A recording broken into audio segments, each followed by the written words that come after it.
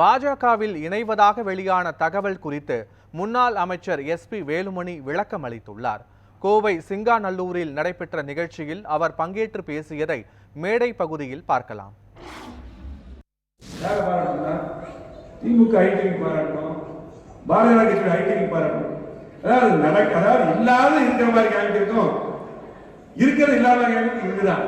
திமுக கூட பாத்தீங்கன்னா தெரியும் யாரு இது பண்ணி கேட்டு நம்ம ஐடிவி என்னுடைய தம்பிகளை சொன்னாங்க, அவங்களே பதில் கொடுத்தாங்க. இதை போய் நம்ம பேசுறதே நம்ம நேரம் பேச நினைக்கிறோம். அதாவது திமுக அண்ணாக்கு கொண்டு தருமா, வேற அதில்ல காங்கிரஸ் பிஜேபி கொண்டு தருமா?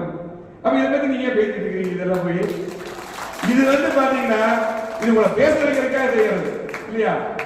இதை பொறுத்தளவுக்கு அதாவது அம்மாவுடைய பிறந்த நாள்ல நான் கிட்டத்தட்ட 30 ஆண்டுகளுக்கு மேலாக நானே ரத்தம் கொடுப்பேன்.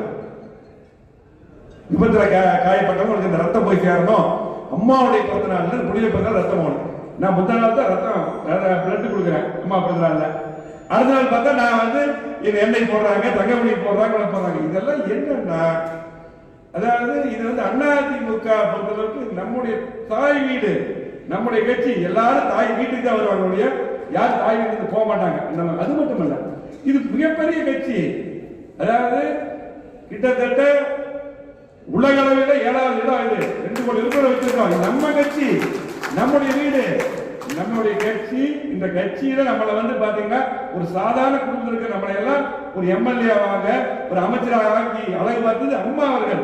எம்ஜிஆர் ஆரம்பித்த கட்சியில இதெல்லாம் பதிலே நம்ம சொல்லக்கூடாது. அது மட்டுமல்ல, இன்னைக்கு ஒரு 3% 4% இருக்கிற பாரதிய ஜனதா கட்சி நான் போய் சேர்ந்து போடுறாங்க.